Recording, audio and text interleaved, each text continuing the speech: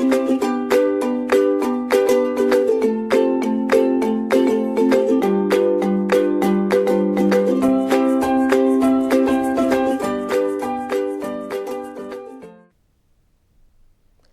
everyone, I am Sapna Salar, Assistant Professor at Rajkumar Goyal Institute of Technology, Pharmacy, Ghaziabad. In today's video, I will be taking up the topic of radioactive traces in biogenetic studies.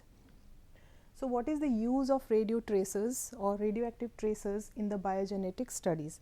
This we will be seeing in this video. Let's start with the radio tracer techniques. So we'll see what is actually radio tracer technique. What do we mean by this term radio tracer technique? So a radio tracer technique involves the use of labeled compounds to trace the various precursors and intermediates involved at different stages of the biogenetic pathways of plants. So this term labeled compounds, what does this mean? Labeled compounds, what does this mean? A radio tracer technique involves the use of labeled compounds. Labeled compounds means we will label a particular chemical substance, a chemical constituent with a radioactive substance, a radioisotope. Basically it is a radioisotope. तो इस radio isotope के साथ हम अपने chemical constituent को जिसको हम use कर रहे हैं अपनी बायोजेनेटिक स्टडी में उसको हम लेबल कर देते हैं, मतलब उसको उसमें इंसर्ट करते हैं, रेडियो आइसोटोप को उसमें इंसर्ट कर देते हैं, इंट्रोड्यूस करते हैं और वो बन जाता है हमारा लेबल्ड कंपाउंड. अब इस लेबल्ड कंपाउंड को यूज़ करते हुए हम अपनी बायोजेनेटिक पाथवे में ये बायोजेनेटिक पाथवे जो हैं कोई भी बायोजेनेटिक पाथवे हो सकता है, किसी भी कंपाउंड के लिए जब हम उसके बायोजेनेटिक पाथवे को स्टडी करते हैं, हम ये स्टडी करना चाहते हैं कि एक पर्टिकुलर मेटाबोलाइट जो है वो किस पाथवे से होकर उस पर्टिकुलर मेटाबोलाइट तक, उस पर्टिकुलर फाइनल प्रोडक्ट तक पहुंचा है, कौन कौन से बीच में इंटरमीडिएट्स रहे होंगे, कौन कौन से बीच में केमिकल कॉन्स्टिट्यूएंट्स बने हैं और कौन सा उसका प्रिकर्सर रहा होगा, मतलब कि स्टार्टिंग मटेरियल क्या रहा होगा और उसके बीच में कौन कौन से इंटरमीडिएट्स बने होंगे. ये सब पता करने के लिए हम अपने लेबल्ड कंपाउंड जो कि रेडियो एक्टिव लेबल्ड कंपाउंड है इसको हम इंसर्ट कर देते हैं अपने प्रिकर्सर सब्सटेंस के अंदर. ओके, प्रिज्यूम्ड प्रिकर्सर के अंदर जो प्रिकर्सर हम लेते हैं वो एक प्रिज्यूम्ड प्रिकर्सर होता है. ठीक है, according to the chemical constituents which are present in our plant के अंदर जो भी केमिकल कॉन्स्टिट्यूएंट्स प्रेजेंट हैं उसके अकॉर्डिंग हम अपना एक प्रिज्यूम्ड प्रिकर्सर ले लेते हैं और इस प्रिकर्सर के अंदर हम अपना रेडियो आइसोटोप को इंसर्ट कर देते हैं. ये बन जाता है हमारा लेबल्ड कंपाउंड. अब इस लेबल्ड कंपाउंड को एज अ प्रिकर्सर यूज़ करते हुए हम बायोजेनेटिक स्टडी को फॉलो करते हैं. उसको जो हमारा जो लेबल कंपाउंड है उसको हम क्या करते हैं, फीड कर देते हैं प्लांट के अंदर. ठीक है, प्लांट का कोई भी पार्ट हो, चाहे रूट हो, स्टेम हो, लीव्स हो, फ्लावर्स हो, वॉटेवर, फ्लावर पेटल्स हो, उसके अंदर हम अपने लेबल्ड कंपाउंड को इंट्रोड्यूस कर देते हैं, उसके अंदर इंसर्ट कर देते हैं और उसके बाद उसको कुछ टाइम तक हम ऐसे ही छोड़ देते हैं सो दैट जो भी केमिकल कॉन्स्टिट्यूएंट्स, जो भी मेटाबॉलिक पाथवे उस प्रिकर्सर ने फॉलो करना है वो फॉलो हो जाए और वो जो पूरा मेटाबॉलिक उसका प्रोसेस है वो कंप्लीट हो जाए. कुछ एक स्पेसिफिक टाइम पीरियड के बाद हम उस प्रोडक्ट को, उस मेटाबोलाइट को आइसोलेट करते हैं, एक्सट्रैक्ट करते हैं और आइसोलेट करते हैं प्लांट के अंदर से और फिर हम उसको स्टडी करते हैं और ये देखते हैं कि उसका जो प्रिकर्सर था वो क्या, जो हमने प्रिकर्सर लिया था क्या ये वही प्रिकर्सर था, क्या उसने वही मेटाबॉलिक पाथवे फॉलो किया है और जो प्रोडक्ट हमको फाइनल प्रोडक्ट मिला है क्या वही प्रोडक्ट है जो हमको चाहिए था, whether it was the same product, same metabolite, final metabolite जो हमको मिला है weather it is the same metabolite. अगर सेम मिला है इसका मतलब जो पाथवे फॉलो हुआ है वो बिल्कुल करेक्ट पाथवे था और जो प्रिकर्सर हमने यूज़ किया वो भी प्रिकर्सर जो था बिल्कुल करेक्ट प्रिकर्सर हमने यूज़ किया और जो इंटरमीडिएट्स उसके बीच में बने, ठीक है, फाइनल मान लीजिए this is our A is our precursor. ठीक है, ए से बी बना और बी से सी बना, फिर C से D बन गया. Okay, so D is our metabolite, D is the metabolite and A is the precursor. Okay, A is the precursor. So A से लेकर D बनने तक जितने भी इंटरमीडिएट्स बीच में थे, फॉर एग्जाम्पल इस पर्टिकुलर रिएक्शन के अंदर, इस पर्टिकुलर पाथवे में A हमारा प्रिकर्सर था जिसके अंदर हमने रेडियो एक्टिव सब्सटेंस को इंसर्ट किया, मतलब कि ये हमारा लेबल्ड कंपाउंड बन गया. ठीक है, this is the labelled compound. इस लेबल्ड कंपाउंड को हमने प्लांट पार्ट के अंदर इंट्रोड्यूस कर दिया और फिर उसको हमने पाथवे को फॉलो किया. ठीक है, प्लांट के अंदर इंट्रोड्यूस करने के बाद एक स्पेसिफिक टाइम पीरियड के लिए हमने प्लांट को ऐसे ही छोड़ दिया सो दैट उसके अंदर जो भी मेटाबोलाइट्स बनने हैं, जो भी इंटरमीडिएट्स बनने हैं वो बन जाए. उसके बाद ये जो हमें मेटाबोलाइट मिला, इस मेटाबोलाइट को हमने एक्सट्रैक्ट किया. ठीक है, इसके अंदर फिर हम स्टडी करेंगे कि कौन कौन से इंटरमीडिएट्स बीच में बने और एग्जैक्टली क्या बात फॉलो हुआ. सो इस तरह की स्टडी को हम बोलते हैं radio tracer technique. Okay, so let's read this point. A radioisotope is incorporated into the precursor, into the presumed precursor of the plant constituent. This labeled compound is introduced into the plant and so it can be used as a marker. So जिस labeled compound को हम prepare करेंगे, उस labeled compound को फिर हम as a marker compound use कर सकते हैं. ठीक है, एज अ मार्कर कंपाउंड, क्योंकि जहाँ जहाँ भी ये रेडियो एक्टिव सब्सटेंस, इस प्रिकर्सर के अंदर जो हमने रेडियो एक्टिव सब्सटेंस इंसर्ट किया हुआ है, जहाँ जहाँ पर भी ये ट्रैवल करेगा, जिस जिस स्टेप को फॉलो करेगा, उस हर इंटरमीडिएट के अंदर हमको रेडियो एक्टिविटी दिखाई देगी. Okay, so that is why it can be used as a marker. Now, radioactive properties of radioisotope remain stable during the biogenetic studies. अब रेडियो एक्टिव जो रेडियो आइसोटोप होता है उसकी एक प्रॉपर्टी होती है कि उसकी एक कैरेक्टरिस्टिक फीचर है कि रेडियो एक्टिव प्रॉपर्टीज़ जो है एक रेडियो आइसोटोप की वो स्टेबल रहती हैं during the whole biogenetic study. उसकी प्रॉपर्टीज़ चेंज नहीं होती है. So this is an advantage in the study of biogenetic pathway. Okay, because the radioisotope which we are going to use has to be stable. उसकी chemical properties specially जो है stable रहनी चाहिए during the whole study. So isotopes, so then radioisotope, अब हम बार बार ये term use कर रहे हैं radioisotope. तो ये isotope होता क्या है? What is an isotope? ठीक है, you all might be knowing the definition of isotopes, that these are defined as two or more forms of same elements which contain an equal number of protons but they differ in the number of neutrons. ठीक है, so because they differ in the number of neutrons, their atomic masses will be different. Okay, so because their atomic masses are different, so that is why they can exist in more than one forms. Okay, so और इनकी इन isotopes की जो chemical properties हैं वो same रहती हैं. सो isotopes क्या होते हैं? ये एक एलिमेंट के दो या दो से ज़्यादा फॉर्म्स होते हैं. ठीक है, एक एलिमेंट जो है रेडियो आइसोटोप जो है वो it will exist in more than two और मोर देन टू फॉर्म्स. ठीक है, वाई? बिकॉज उसके अंदर नंबर ऑफ प्रोटॉन्स तो इक्वल होते हैं लेकिन नंबर ऑफ न्यूट्रॉन्स में डिफरेंस होता है और इसीलिए उसके एटॉमिक मासेस डिफरेंट होते हैं. सो एग्जाम्पल्स देखिए यहाँ पर. This is an example of carbon which is a radio isotope और इसमें जो C14 है this is a radio isotope. Okay, this is the radio active form of carbon which is carbon 14. इसी तरह से हाइड्रोजन, इसके तीन फॉर्म्स, कार्बन जो है तीन फॉर्म्स में एग्जिस्ट करता है, C12, C13 एंड C14. ये जो है this denotes the atomic masses. Okay, so C14 out of this is a radio isotope. इसी तरह से हाइड्रोजन भी एक और एग्जाम्पल है और कार्बन और हाइड्रोजन दोनों ही बहुत कॉमनली यूज़ किए जाते हैं in the radio isotope studies, in the radio tracer techniques in plants. So इसी तरह से हाइड्रोजन जो है वो भी तीन फॉर्म्स में एग्जिस्ट कर रहा है, हाइड्रोजन, ड्यूटेरियम एंड ट्रीटियम.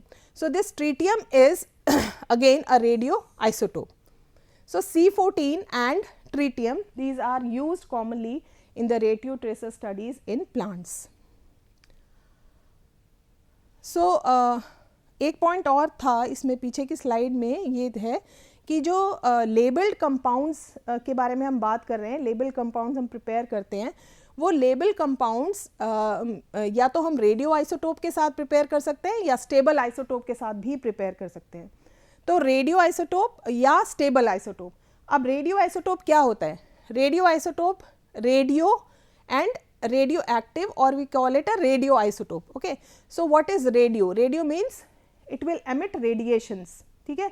ये आइसोटोप्स जो होते हैं, रेडियो आइसोटोप्स, ये रेडिएशंस एमिट करते हैं। It may be alpha, beta और gamma radiations, any type of radiations, they emit radiations, and radiations emit करने के बाद ये डीके हो जाते हैं। मगर जो स्टेबल आइसोटोप्स होते हैं, ये आइसोटोप्स ना तो रेडिएशन एमिट करते हैं and they do not decay. Okay, so but we can use either radioisotopes or we can use even stable isotopes for our biogenetic studies.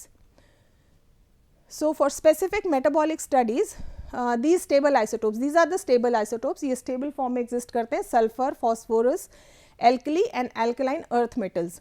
sulfur भी stable isotope, sulfur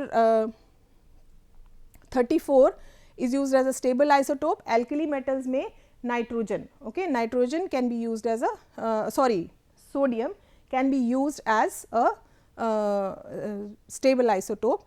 And ये जो stable isotopes है, radio isotopes तो हम radio active studies में use करते हैं, लेकिन स्टेबल आइसोटोप्स हम कहाँ यूज़ करते हैं? ये कुछ स्पेसिफिक स्टडीज़ में यूज़ करते हैं, जैसे कि जब हम प्रोटीन्स के बारे में स्टडी कर रहे हों, या हम अमाइनो एसिड पाथवेज को डिटेक्ट कर रहे हों, या एल्कलॉइड्स के पाथवे को हमने फॉलो करना है, ठीक है। क्योंकि आपको मालूम है कि एल्कलॉइड्स जो हैं, they are also, most of the alkaloids they are derived from amino acids. Okay, so either we are going to study the amino acid pathway or we are going to study the biogenetic pathway of different alkaloids. तो इस case में हम stable isotopes का use कर सकते हैं, that is nitrogen. Nitrogen 15, this is also a stable isotope which is commonly used in the study of biogenetic pathway of different plant metabolites. So stable isotopes can be detected using mass spectrometry. Okay, stable isotopes जो हैं ये इन method से हम easily detect कर सकते हैं, mass spectrometry से और NMR spectrometry. Okay, these are the two important methods by which we can easily detect the stable isotopes in our biogenetic pathway. Mass spectrometry से स्पेशली हम N14 और N15 को detect कर सकते हैं, nitrogen 14 and nitrogen 15, and here in NMR spectroscopy C13 NMR से and deuterium. Okay, इनको use करते हुए हम NMR स्पेक्ट्रोस्कोपी की हेल्प से स्टेबल आइसोटोप्स को डिटेक्ट कर सकते हैं। तो इसमें क्या होता है कि पहले इन मेथड्स के थ्रू पहले अब इनके स्ट्रक्चर को इस्टेब्लिश करते हैं। ओके, पहले हम जो हमारा केमिकल कंपाउंड है, जो हमारा केमिकल कॉन्स्टिट्यूएंट है, जिसके अंदर हमने स्टेबल आइसोटोप को इंसर्ट किया है, उसके स्ट्रक्चर को पहले इस्टेब्लिश करेंगे through these methods, and then we will go for the biogenetic study of biogenetic pathway. उसके बाद हम उसका बायोजेनेटिक पाथवे स्टडी करेंगे। पहले हम उसका स्ट्रक्चर इस्टेब्लिश करेंगे through these methods, and then we will go for the study of biogenetic pathway. तो ये मैंने आपको बता ही दिया, स्टेबल आइसोटोप्स जो है वो रेडिएशंस एमिट नहीं करते हैं। Okay, and whereas the radioactive isotopes that decay after emitting radiations. Now selection of a suitable radioisotope tracer. तो ये कुछ स्टेप्स होते हैं जब हम रेडियो ट्रेसर स्टडी करते हैं। रेडियो ट्रेसर टेक्निक के अंदर जब हम किसी लेबल कंपाउंड को यूज़ करते हुए बायोजेनेटिक पाथवे को स्टडी करते हैं, तो उसमें कुछ स्टेप्स हमें फॉलो करने होते हैं। So this is the first step in the radio tracer study, that is the selection of a suitable radioisotope tracer. कि हमको radioisotope tracer select कौन सा करना है, किस basis पर, what should be the criteria for selection of a radioisotope tracer. Okay, so a tracer can either be a radioactive isotope or it can be a stable isotope depending on the system under study. Stable isotopes are used in several chemical and biochemical reactions. So tracer हमको कौन सा choose करना है, किस basis पे choose करना है, वो सब पॉइंट्स यहाँ पर दिए हुए हैं। तो फर्स्ट पॉइंट में हमने लिखा है कि ट्रेसर जो है उसको वो हमें चूज़ करना है कि हमको रेडियो आइसोटोप सिलेक्ट करना है या हमको स्टेबल आइसोटोप सिलेक्ट करना है, depending upon the chemical constituents present in our plant.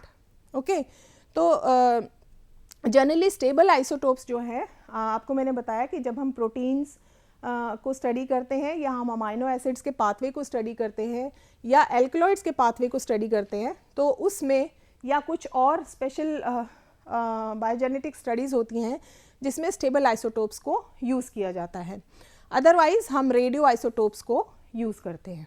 Okay, then next point, the initial concentration of the isotope should be able to withstand the dilutions during the whole process। अब biogenetic pathway के दौरान, during the biogenetic pathway हम बहुत सारी dilutions भी करेंगे, बहुत सारे डिफरेंट टाइप्स के केमिकल सॉल्यूशंस बनाएंगे या उनकी डाइल्यूशंस करेंगे। तो उन डाइल्यूशंस के दौरान जो हमने इनिशियल कंसंट्रेशन अपनी आइसोटोप की ली है वो वेरी नहीं करनी चाहिए। ओके, उसके ऊपर इनिशियल कंसंट्रेशन के ऊपर कोई इफ़ेक्ट नहीं पड़ना चाहिए हमारी बाकी की डाइल्यूशंस का, मतलब जो हमारी प्रॉपर्टीज़ हैं रेडियो आइसोटोप की वो चेंज नहीं होनी चाहिए। Okay, then physical and chemical properties of a tracer should be compatible with the system under study. Physical and chemical properties जो हैं हमारे रेडियो ट्रेसर की, जो रेडियो ट्रेसर सब्सटेंस हम यूज़ कर रहे हैं, जो रेडियो आइसोटोप हम यूज़ कर रहे हैं, उसके फिजिकल और केमिकल प्रॉपर्टीज़ जो हैं वो हमारे सिस्टम के साथ, जो हमारा बायोसिंथेटिक पाथवे को स्टडी करने के लिए जो हमने सिस्टम एक बनाया है, जो एक सिस्टम क्रिएट किया है, उस सिस्टम के साथ कंपैटिबल होनी चाहिए properties. Okay, so another important characteristic, another important criteria is that half life of the tracer should be long enough till the completion of investigation। अब हाफ लाइफ जो है ट्रेसर की वो भी जो है इतनी लंबी होनी चाहिए, इतनी it should be long enough, इतनी होनी चाहिए कि जब तक हमारी पूरी बायोजेनेटिक इन्वेस्टिगेशन पूरी हो वो जो ट्रेसर है हमारा, जो रेडियो ट्रेसर है, वो डीके ना हो। Okay, it should not die out, it should not decay off, क्योंकि आपको मालूम है, मैंने आपको बताया कि रेडियो आइसोटोप सब्सटेंस जो है वो रेडिएशंस एमिट करता है, और रेडिएशंस एमिट करके, क्योंकि रेडिएशंस क्यों एमिट करता है वो, क्योंकि उसके अंदर एक्स्ट्रा अमाउंट ऑफ एनर्जी होती है। जो ये रेडियो आइसोटोप्स होते हैं इनके अंदर एक एक्स्ट्रा अमाउंट ऑफ एनर्जी होती है, और इस एनर्जी को रिलीज़ करने के लिए ये रेडियो आइसोटोप्स जो है रेडिएशंस एमिट करते हैं। ठीक है, इस एनर्जी को रिलीज़ करते हुए ये रेडिएशन को एमिट करते हैं और स्टेबल होने की कोशिश करते हैं। ठीक है, सो एग्जाम्पल है इसका tritium, which has a half life of 12 years. ठीक है, tritium isotopes like tritium they have a half life of 12 years. Now next point, next step, first was the selection of the radio isotope, second is labelling of the precursor और intermediate. Labelling कैसे करते हैं, देखिए, how there are different methods for labelling of the precursor. Now growing, first one is growing chlorella in an atmosphere of carbon dioxide 14, okay, C14 labelled carbon dioxide. C14 labelled carbon dioxide की presence में an excess amount of carbon dioxide which is C14 labelled, radioisotope labelled carbon dioxide हम use करते हैं, और इस atmosphere में हम ये क्लोरेला जो है, इट इज़ अ एल्गी, इस ग्रीन एल्गी को हम ग्रो करते हैं इस एटमॉस्फेयर में, और इसमें क्या होता है कि जितने भी कार्बन कंपाउंड्स इस एल्गी के अंदर प्रेजेंट होते हैं वो सभी C14 लेबल हो जाते हैं। Okay, all of them get C14 labelled. अब लेबल हो जाने के बाद क्या होता है कि कुछ स्पेसिफिक टाइम पीरियड के बाद हम इसके केमिकल कॉन्स्टिट्यूएंट्स को एक्सट्रैक्ट कर लेते हैं, और एक्सट्रैक्ट करने के बाद इसमें से प्रोटीन्स को आइसोलेट करते हैं, उन केमिकल कॉन्स्टिट्यूएंट्स में से प्रोटीन्स को आइसोलेट कर लेते हैं, और फिर प्रोटीन्स को ब्रेक डाउन करके उनमें से जो अमाइनो एसिड्स एक्सट्रैक्ट होते हैं उनको आइसोलेट कर लेते हैं। और अमाइनो एसिड्स, ये अमाइनो एसिड्स जो हम आइसोलेट करते हैं इस क्लोरेला के कार्बन कंपाउंड्स में से, जो कि रेडियो एक्टिव लेबल्ड हैं अब, ठीक है, तो जो अमाइनो एसिड हम आइसोलेट करेंगे इससे, वो भी रेडियो एक्टिव लेबल्ड होंगे, रेडियो लेबल्ड होंगे। ओके, तो लेबल्ड कंपाउंड्स बन जाएंगे वो। अब इन लेबल्ड कंपाउंड को हम अपनी डिफरेंट स्टडीज़ में यूज़ कर सकते हैं। Next, tritium labelling can be done by catalytic hydrogenation. Tritium की भी लेबलिंग हम कर सकते हैं, ट्राइटियम के साथ लेबलिंग कर सकते हैं। कैसे? कैटालिटिक हाइड्रोजनेशन मेथड से, using platinum as a catalyst. Okay, catalytic hydrogenation आपको मालूम ही है, प्लेटिनम को कैटलिस्ट यूज करते हुए कैटालिटिक हाइड्रोजनेशन से कर सकते हैं। और सेकेंड मेथड हो सकता है बाय और exposing the organic compounds to tritium gas. Okay, tritium gas से एक्सपोज कर सकते हैं हम अपने ऑर्गेनिक कंपाउंड को। फिर थर्ड मेथड हो सकता है अनसेचुरेटेड कंपाउंड्स की भी हम हाइड्रोजनेशन कर सकते हैं with tritium. So these may be the 3 methods of tritium labelling. Third method is nuclear reactors. Nuclear reactors को यूज़ करते हुए भी हम लेबल्ड कंपाउंड्स को प्रिपेयर कर सकते हैं। इसमें क्या होता है कि न्यूट्रॉन्स की बम्बार्डमेंट करते हैं हम अपने एटम के ऊपर, और इसकी वजह से जो एटम का फिशन होता है उससे जो हमारा रेडियो एक्टिव जो हमारा ये एटम है वो रेडियो एक्टिव लेबल्ड हो जाता है। Okay, then fourth method is organic synthesis. Now these chemicals like methyl magnesium bromide, ठीक है, इस तरह के ऑर्गेनिक कंपाउंड्स को जब हम C14 लेबल्ड कार्बन डाइऑक्साइड के साथ रिएक्ट करते हैं तो हमें ये एसिटिक एसिड जो यहाँ पर मिला है, ठीक है, एज अ फाइनल प्रोडक्ट जो हमको एसिटिक एसिड यहाँ मिला है, दैट हैज़ बिकम, इसका ये जो COH का कार्बन एटम है, एसिडिक ग्रुप का जो कार्बन एटम है, that has become C14 labeled, right? So this acetic acid can now be used in the biogenetic studies. So these are the different methods for preparing a labeled compound. अब हमने select कर लिया, first point था, first हमारा step था selection of the isotope, radio isotope, selection of the radio isotope और the stable isotope. जो भी हमने सिलेक्ट करना है वो हम सिलेक्ट कर लेंगे। उसके बाद लेबल्ड कंपाउंड को प्रिपेयर करेंगे, मतलब अपने प्रिकर्सर कंपाउंड के अंदर हम अपने रेडियो आइसोटोप को या स्टेबल आइसोटोप को इंसर्ट करेंगे, फीड करेंगे उसके अंदर, ठीक है। और फिर उसके बाद थर्ड जो हमारा स्टेप है वो है introduction of radio active label compound into the plant, ठीक है। अब हमने अपना ये रेडियो एक्टिव लेबल कंपाउंड जो है ये प्लांट के अंदर इंट्रोड्यूस करना है। कैसे इंट्रोड्यूस करेंगे? अलग अलग मेथड्स होते हैं इसके लिए भी। तो फर्स्ट मेथड है इसमें direct injection. What is this direct injection? इसमें क्या होता है कि जिन प्लांट्स के कैप्सुलर फ्रूट्स होते हैं, मतलब कि अंदर से हॉलो रहते हैं जो प्लांट पार्ट्स, जैसे कि कैप्सूल्स होते हैं प्लांट के, ओके, या जिन प्लांट्स की हॉलो स्टेम्स होती हैं, जैसे अम्बेलिफेरस फ्रूट्स हैं, कोरिएंडर है, इनकी स्टेम्स जो हैं ये हॉलो रहती है। तो दीज हॉलो स्टेम्स और the plants which have capsules, capsular fruits होते हैं जिनके, इन प्लांट्स को के अंदर हम डायरेक्टली इंजेक्ट कर सकते हैं अपना radio active substance, okay, radio active labelled compound को डायरेक्टली इंजेक्ट कर सकते हैं। लेकिन रिजिड टिश्यूज़ के लिए, जो सॉलिड टिश्यूज़ हैं, उनके लिए ये मेथड सूटेबल नहीं है। Then floating method, chopped pieces of leaves are allowed to float in the radioactive labelled reagent. अब हमारा जो रेडियो एक्टिव लेबल्ड सोल्यूशन है, उसमें हम अपने suppose we have taken leaves, ठीक है, लीव्स के अंदर हमको रेडियो एक्टिव सब्सटेंस को इंट्रोड्यूस करना है, तो हम क्या करेंगे, broken pieces of leaves, chopped pieces of leaves को हम अपने सॉल्यूशन के अंदर डाल देंगे, ठीक है। तो वो जब एक्सपोज हो जाएंगे उस रेडियो एक्टिव लेबल सब्सटेंस से, फिर हम उन लीव पीसेस को एक फुल फ्लेश्ड प्लांट के अंदर ग्रो कर सकते हैं bye growing these pieces of leaves on a suitable nutrient media, right? Then root and stem feeding. अब root and stem feeding में क्या होता है? This is the most common method used. इसमें क्या होता है, प्लांट पार्ट डिटर्मिन किया जाता है कि हमने रूट में इंट्रोड्यूस करना है या स्टेम में इंट्रोड्यूस करना है, okay, according to the site of biosynthesis, कि कहाँ पर हमारा पर्टिकुलर मेटाबोलाइट बायोसिंथेसाइज होता है, कहाँ पर वो बनता है, ठीक है, कहाँ पर हमारा जो है मेटाबोलाइट बनता है, उसके अकॉर्डिंग हम प्लांट पार्ट को सिलेक्ट करेंगे, डिटर्मिन करेंगे, either it can be a root or it can be a stem. This is specifically this method is for root or stem. ठीक है, तो whether it is a root or stem. तो इसमें example देखिए, इसमें दिया हुआ है मैंने, tobacco is mainly synthesized in the roots. अब टोबैको का अगर हम एग्जाम्पल लें तो टोबैको जो है, टोबैको के जो एल्कलॉइड्स हैं वो मेनली सिंथेसाइज होते हैं रूट्स के अंदर, उस प्लांट के रूट्स के अंदर सिंथेसाइज होते हैं.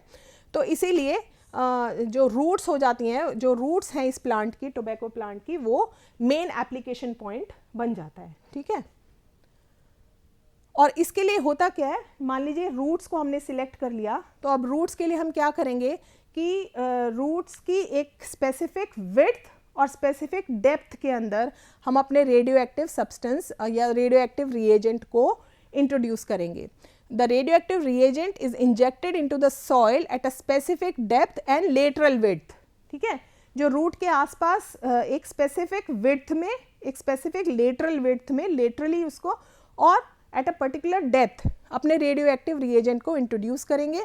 और इस तरह से हम इसको रूट को यूज़ करके अपने लेबल्ड कंपाउंड को इंट्रोड्यूस करेंगे.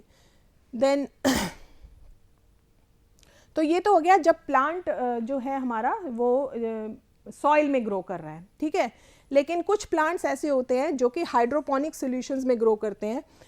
हाइड्रोपोनिक सॉल्यूशंस मतलब जिसमें कि there is no soil involve in that. ठीक है, सॉइल में ग्रो नहीं करता है प्लांट, एक न्यूट्रिएंट, मिनरल न्यूट्रिएंट सॉल्यूशन के अंदर ग्रो करता है. इस तरह के सॉल्यूशन को हम हाइड्रोपोनिक सॉल्यूशन कहते हैं. तो हाइड्रोपोनिक सॉल्यूशंस के अंदर भी हमारा जो प्लांट्स ग्रो करते हैं उसमें भी हम रेडियो एक्टिव सब्सटेंस को इंट्रोड्यूस कर सकते हैं. इस हाइड्रोपोनिक सॉल्यूशन के अंदर हम अपने लेबल्ड कंपाउंड को डाल देंगे and naturally the plant will then suck this solution and the radioactive tracer substance will enter into the plant. अब spraying method, spraying method जो है इसमें simply जो हमारा radioactive tracer substance है, reagent है, उसको plant surfaces, जो plant के जो different exposed parts हैं जैसे कि leaves हैं या stem है या flower petals हैं, उनके ऊपर spray, simple spraying method से इसको हम radioactive reagent को introduce कर सकते हैं. लेकिन इस मेथड में केवल वही सब्सटेंसेस, हम वही केमिकल्स हम ले सकते हैं जो कि इजीली उसमें एब्जॉर्ब हो जाएंगे. सरफेस के ऊपर जब हम स्प्रे करेंगे तो इजीली एब्जॉर्बेबल हो, इस तरह के सब्सटेंसेस हम इसमें यूज़ करते हैं स्प्रेइंग मेथड में. Then next is wick method. अब विक मेथड में क्या होता है, विक आपको मालूम है विक होता है, विक हम बोलते हैं कि एक लॉन्ग थ्रेड हम बनाते हैं कॉटन का. ठीक है, कॉटन थ्रेड या कॉटन लॉन्ग स्ट्रैंड्स बनाते हैं कॉटन के, कॉटन थ्रेड के, और उस स्ट्रैंड को या उस लंबी विक को, जिस तरह से हम सपोज हम एक लंबा जैसे दिए के लिए एक स्ट्रैंड टाइप बनाते हैं, उस तरह से एक लॉन्ग स्ट्रैंड बना लेते हैं और उसको हम पास कर देते हैं अपने स्टेम से. ठीक है, स्टेम के जो ऊपर वाला पोर्शन है वहाँ से हम उसको इंट्रोड्यूस करते हैं विक को, और उसके दूसरे पार्ट से हम अपनी विक को बाहर निकाल लेते हैं. ठीक है, उसको बाहर निकाल लेते हैं, टर्मिनल एंड से उसको बाहर निकाल लेते हैं. और जो टर्मिनल एंड है विक का, ठीक है, विक का एक पार्ट हम उसमें ऊपर से हम इंट्रोड्यूस करते हैं और टर्मिनल एंड जो है उस विक का, उसको हम डिप कर देते हैं अपने रेडियो आइसोटोप लेबल्ड सब्सटेंस के अंदर. ठीक है, जो सोल्यूशन है हमारा, हमने एक वेसल में सोल्यूशन लिया हुआ है, उसके अंदर हम उस विक को डुबा देते हैं, उसको विक को डाल देते हैं, और वो विक जो है फिर वहाँ से उस सोल्यूशन को सक करती है और फाइनली वो स्टेम में और फिर पूरे प्लांट के अंदर डिस्ट्रीब्यूट हो जाता है हमारा reagent, radio active material. Okay, so these are the different methods for introducing our radioactive labeled compound into the plant. So this is about the 3 different steps of introducing the labeled compound. फिर उसके बाद isolation and detection. Isolation में extraction कर सकते हैं. जब हमारा radio active substance उसके अंदर इंट्रोड्यूस हो गया, उसके बाद हम उसकी आइसोलेशन करते हैं, एक्सट्रैक्शन और आइसोलेशन करते हैं. फॉर एग्जांपल एल्कलॉइड्स, ग्लाइकोसाइड्स और फ्लेवेनॉइड्स के लिए हम स्लाइटली पोलर सॉल्वेंट्स यूज़ कर सकते हैं एक्सट्रैक्शन के लिए. अनऑर्गेनाइज्ड ड्रग्स के लिए हम मैसीरेशन मेथड यूज़ कर सकते हैं। ऑर्गेनाइज्ड ड्रग्स के लिए जिनके कि सॉफ्ट टिश्यूज़ होते हैं उनके लिए हम इन्फ्यूजन मेथड और मैसीरेशन यूज़ कर सकते हैं। और ऑर्गेनाइज्ड ड्रग्स जो होते हैं जिनके कि हार्ड टिश्यूज़ रहते हैं उनके लिए हम हॉट परकोलेशन और डिकॉक्शन मेथड भी यूज़ कर सकते हैं। सो this is about the biogenetic studies. Thank you.